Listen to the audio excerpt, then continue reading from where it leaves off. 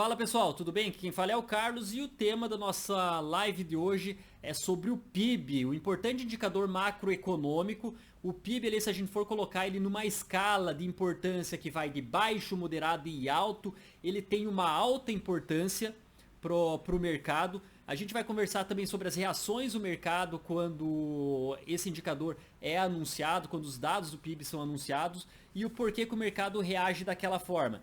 Então vamos lá, o PIB ele serve para medir o nível de atividade econômica de um determinado país ou de uma determinada região num período de tempo, ou seja, tudo que o país produz num determinado período de tempo.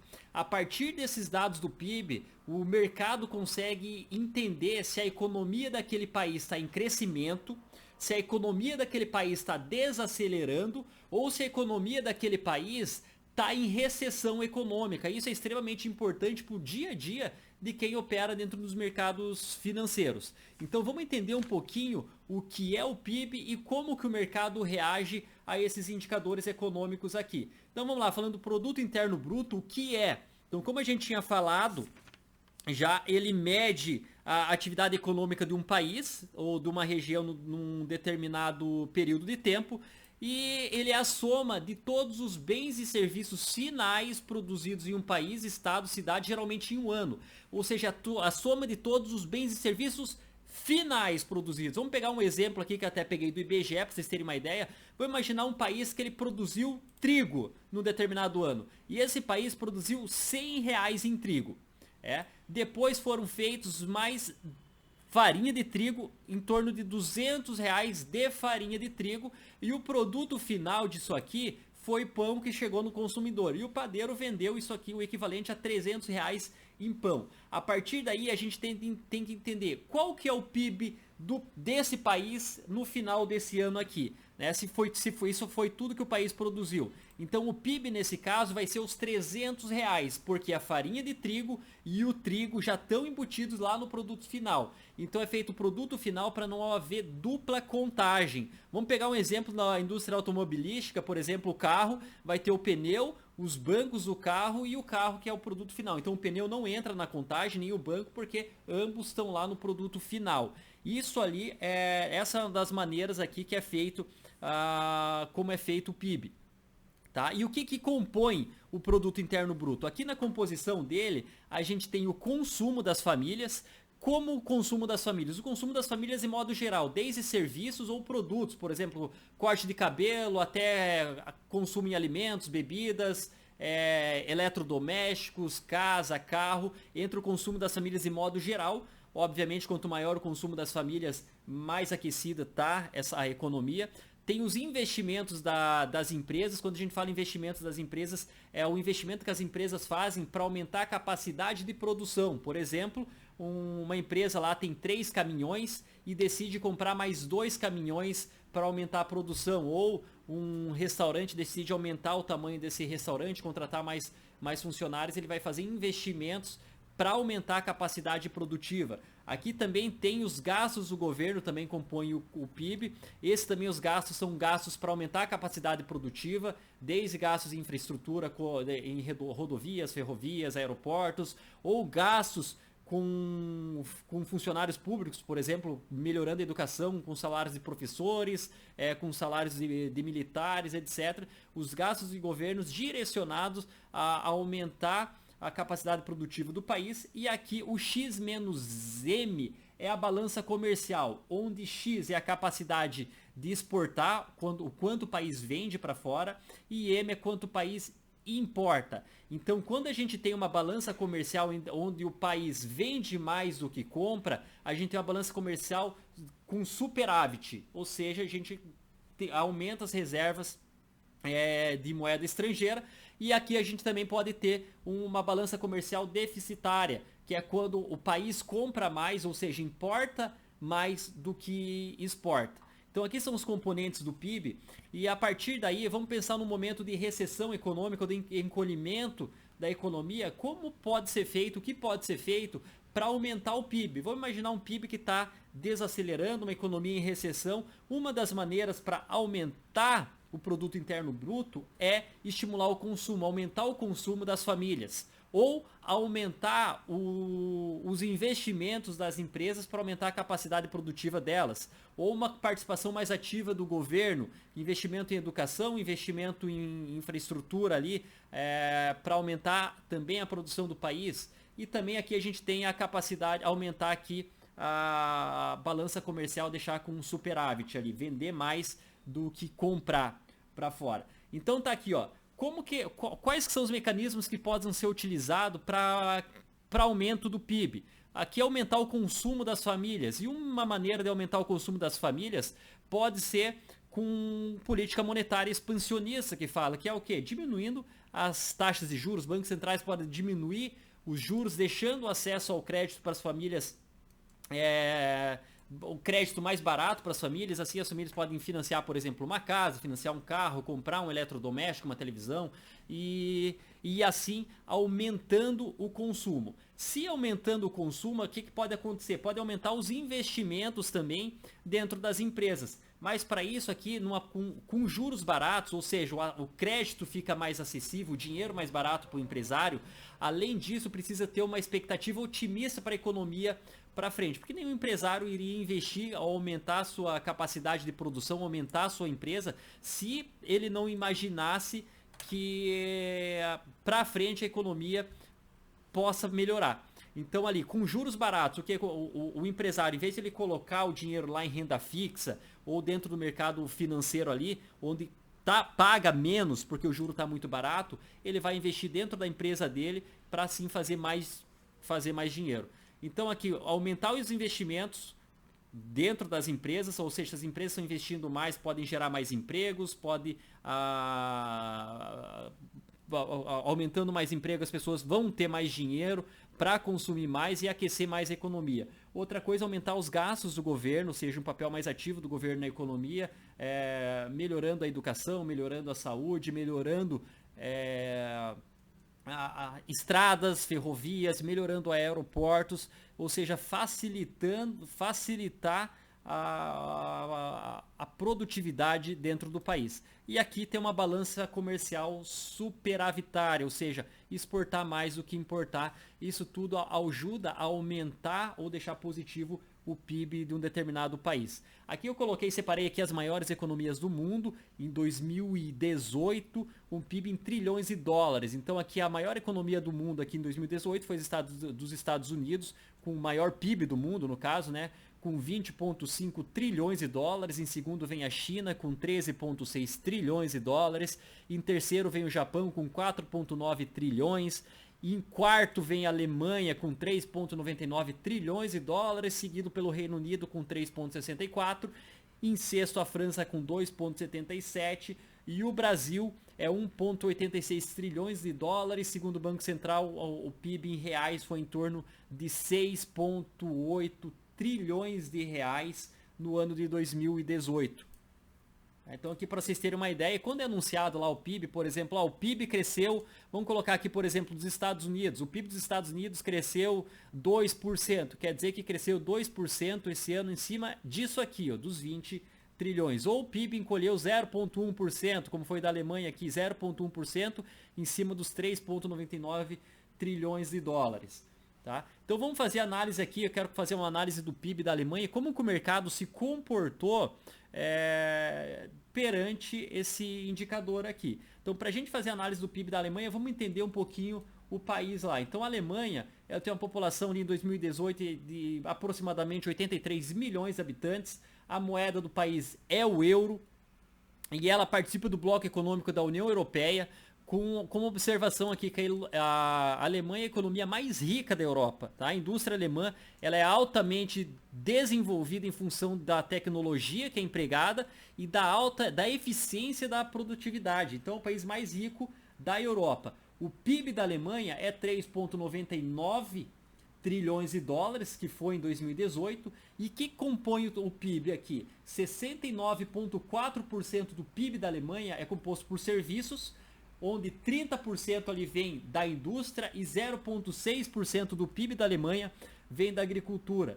Os principais parceiros comerciais para exportação é a França, Holanda Estados Unidos e o Reino Unido. Lembrando que o Reino Unido está saindo da União Europeia no dia 31 de outubro.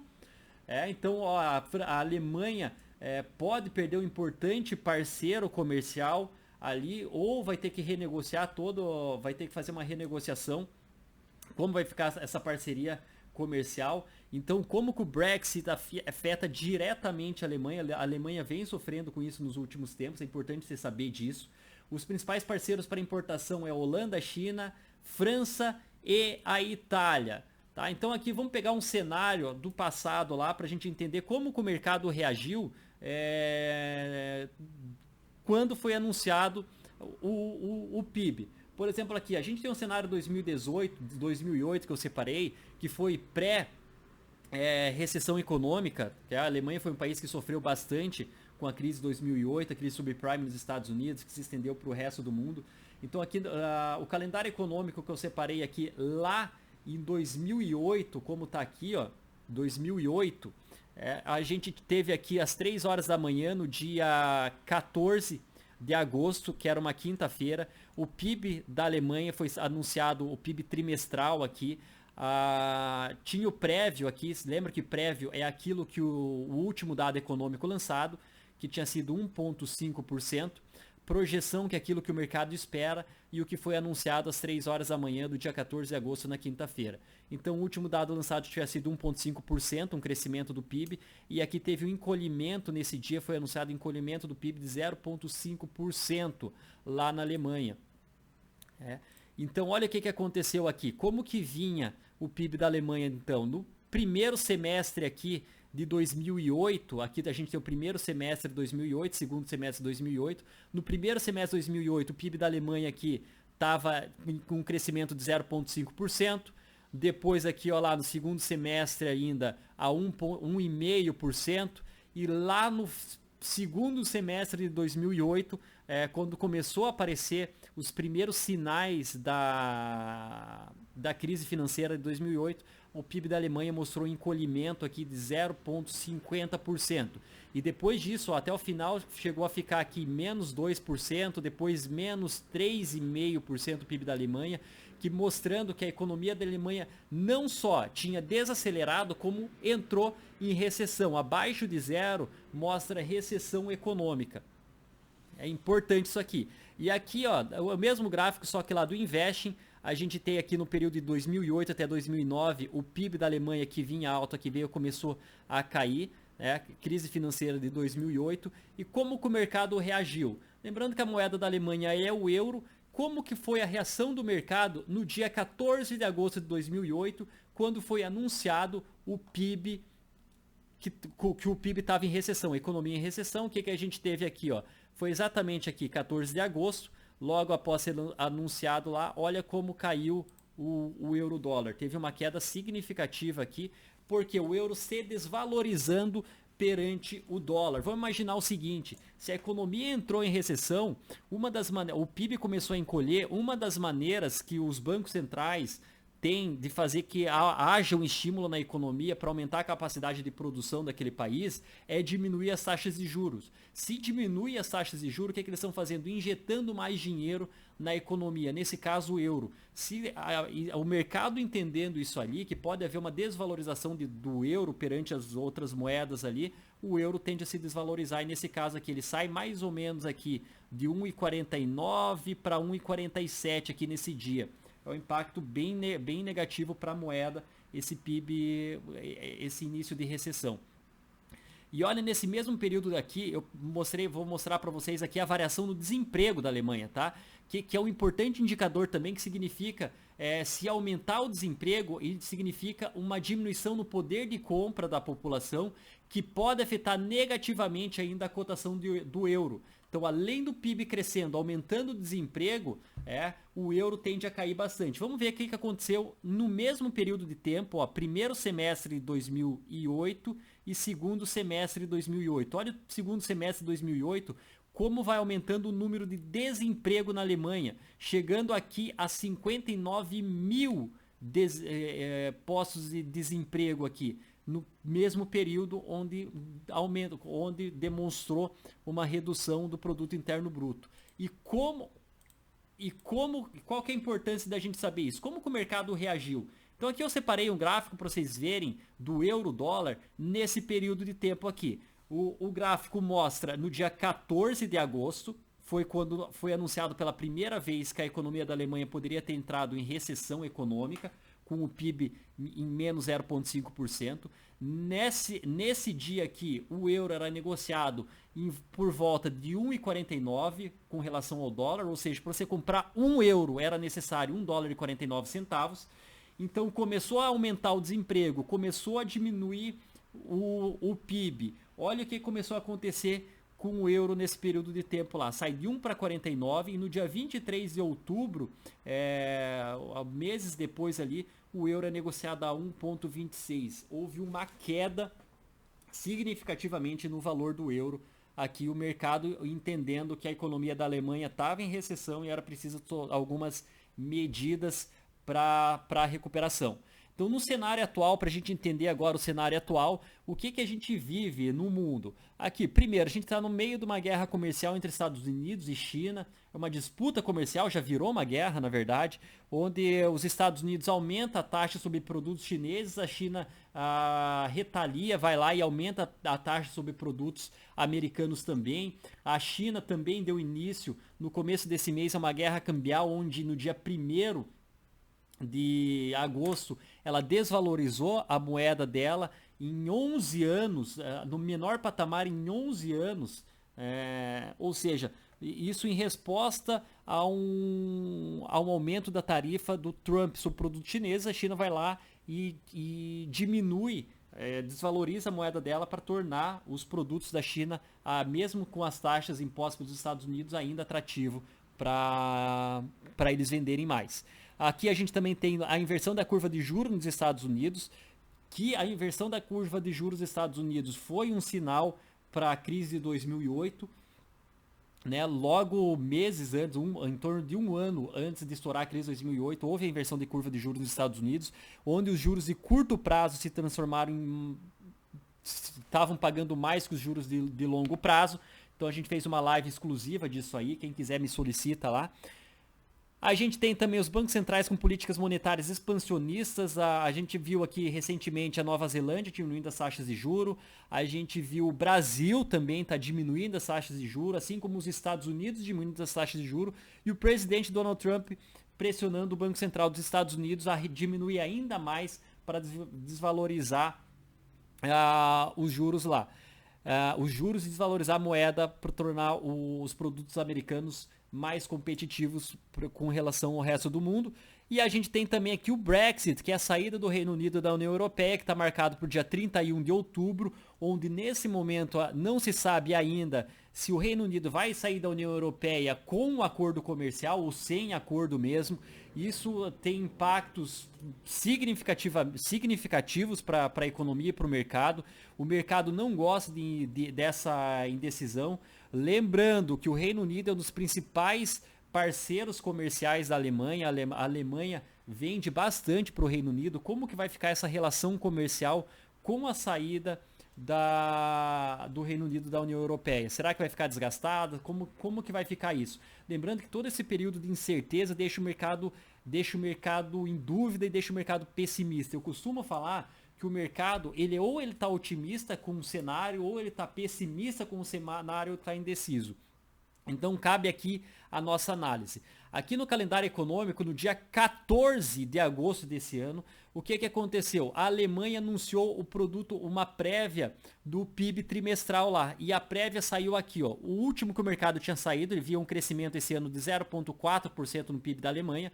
O mercado esperava um encolhimento e o que foi anunciado foi que o PIB da Alemanha teve um encolhimento aqui, caiu 0,1%.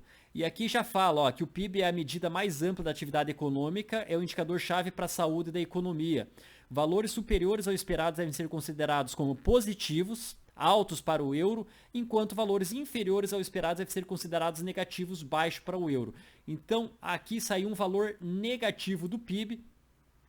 E aqui nesse gráfico a gente pode ver o que vem acontecendo desde janeiro de 2007 até julho de 2019 com o PIB da Alemanha. Então, ó, a economia da Alemanha vem encolhendo, conforme mostra esse gráfico aqui. Em julho de 2009, ela já dá um sinal aqui de desaceleração, até de recessão. E como que o mercado reage a isso? Olha aqui as reações do mercado. No dia 14 de agosto, o euro, que era negociado a 1 dólar e 11 centavos, 1,1188, caiu para 1,1134. O que que fez com que o euro desvalorizasse? O anúncio lá do PIB, de uma diminuição no produto interno bruto lá, desaceleração da economia da Alemanha. Então olha aqui, e aqui sai e aí acaba virando notícia, né? Por exemplo, esse aqui do Valor Econômico fala que o PIB da Alemanha recua em meio a preocupações com o comércio global. A economia da Alemanha encolheu 0,1% no segundo trimestre em relação a 3 meses anteriores, quando teve expansão de 0,4%. O resultado dos 3 meses até junho reflete a influência de conflitos no comércio global e problemas na indústria automobilística. Aqui o Valor Econômico ele mostra o mesmo gráfico aqui, que mostra o PIB caindo, que a economia da Alemanha é claramente em desaceleração devido a todas as preocupações com o comércio global. Aqui ainda tem no El País, saiu que a Alemanha caminha para a recessão e o governo prepara estímulos para a economia.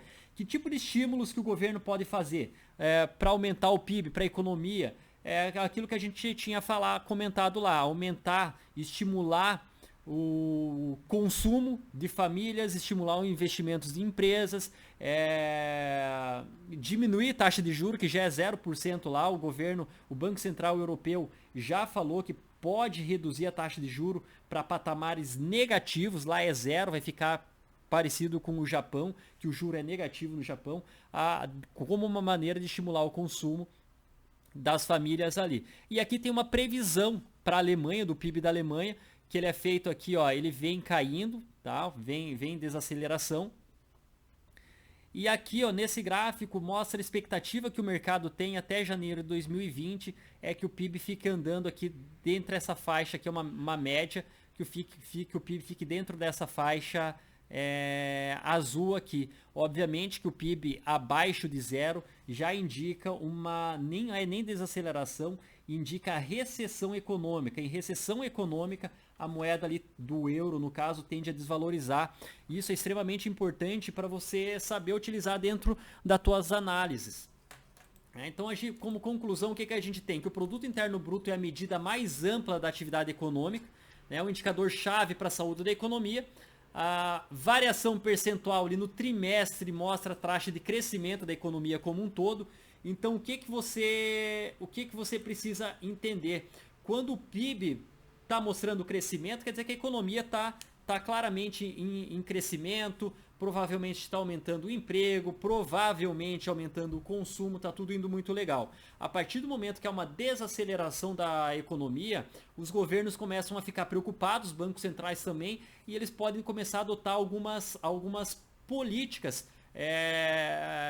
ou algumas medidas, no caso, seria a palavra mais apropriada, medida, para aumentar o estímulo, para estimular o crescimento no PIB, que é diminuir a taxa de juros, aumentar o consumo, aumentar o investimento das empresas para aumentar a capacidade produtiva delas, gerando mais emprego, levando mais dinheiro para a mão do consumidor, o governo tendo um papel mais ativo ali, tanto nas políticas para estimular a produção do país. Então existe uma série de medidas que o governo pode fazer, e uma dessas medidas para quem opera em mercado de câmbio, por exemplo, é desvalorizando a moeda para facilitar também a exportação de mercadorias para outros países. Então isso é muito legal, isso é muito importante você entender e saber utilizar esses dados econômicos juntamente com a tua análise de preço do ativo que você está operando. E aí eu costumo falar sempre que dentro do mercado, sempre vou repetir isso para você, você precisa ter um tripé e ter consciência disso, que não é só análise, não é só psicológico, não é só método. Então você tem que ter um conjunto do método operacional.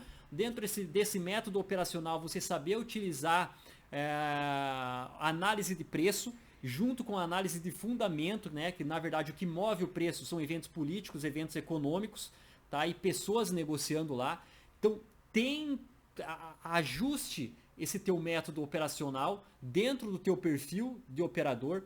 Tenha uma gestão de risco claramente eficiente, respeite essa gestão de risco e treine a parte psicológica ali, que daí, aí sim, é um conjunto dos três. Não é só nem só método, não é só nem só gestão e não é nem só a parte psicológica. É um conjunto dos três que vai fazer se transformar num operador cada vez melhor para ter mais sucesso nesse mercado. Eu espero, sinceramente, que com esse vídeo eu tenha te ajudado a abrir um pouquinho a tua mente sobre esse assunto. E fica aqui, deixa nos comentários aqui uma sugestão para um próximo vídeo, uma crítica também, o que dá para fazer melhor ou o que você quer saber para os próximos vídeos. Muito obrigado e até o nosso próximo vídeo, que a gente vai falar bastante aqui ainda. Além do PIB, eu vou falar aqui com vocês sobre taxa de juros, vou falar sobre taxa de desemprego e vou falar também sobre a inflação e como que o mercado reage quando são anunciados esses indicadores econômicos. E até o próximo e um grande abraço.